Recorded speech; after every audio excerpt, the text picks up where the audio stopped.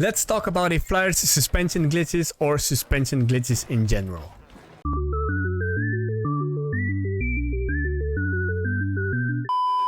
That way you can make your flyer in Scrap Mechanic work properly, just like mine.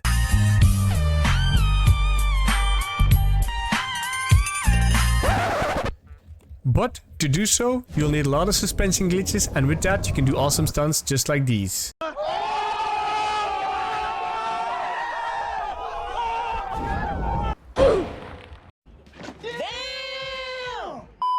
So welcome to yet another Scrap Mechanic tutorial.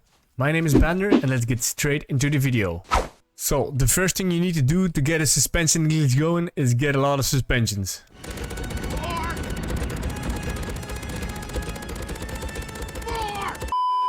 And there you have it, you got your suspension glitch. I'm just kidding, let's get into the real tutorial on how to build your flyer with suspension glitches. So basically we have yaw, pitch and roll. So let's start with yaw.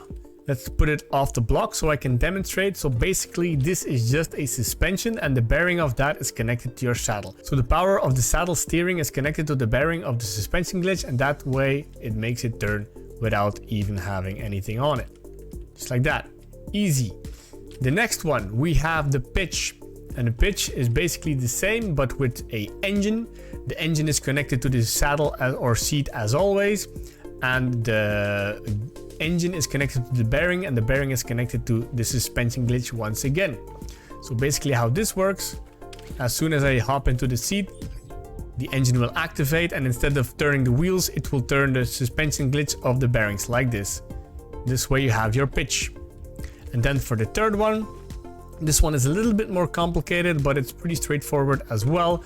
So you have your controller, which is on a 360-degree loop. It's in level 1, so it's pretty cheap. And this one is connected to the left suspension glitch. And you have another controller, level 1 as well. And it's also connected to this suspension here. And these both controllers are connected to buttons, not switches. And these are yet again connected to the saddle or seat. It depends on what you want to use. So let's remove these blocks and let me show you how this is done. So this will act as your roll. So basically these are all the things you need to actually have a flyer for your yaw, pitch and roll. And then to make the suspension glitch itself, you should build it on a lift, or your creation should be on a lift where you want to add the suspension glitch on. You take a block of your choice. You put one bearing here, depending on which suspension you use, but we're going to use a small one for this demonstration. You go 1, 2, 3, so that's 4 wide.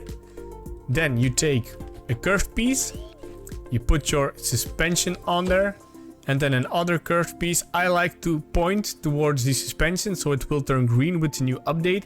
Then you press Q and then the bearing will turn green as well. And this way you know it's connected the way it should be. Otherwise, the suspension will just turn around because it's not connected to the existing bearing over here.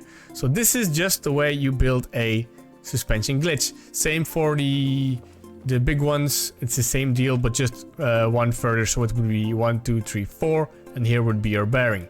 And these suspension glitches, if it's vertically, horizontally, or just pointing this way up, it will be always the same way you build it. But for the yaw, pitch and roll, for yaw you use your saddle or seat, for pitch you use your engine connected to the saddle or seat, and for roll you use controllers on buttons connected to your saddle or seat.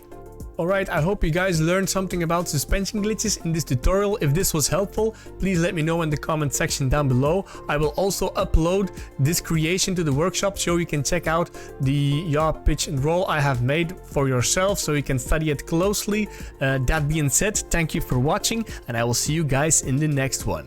Bye bye.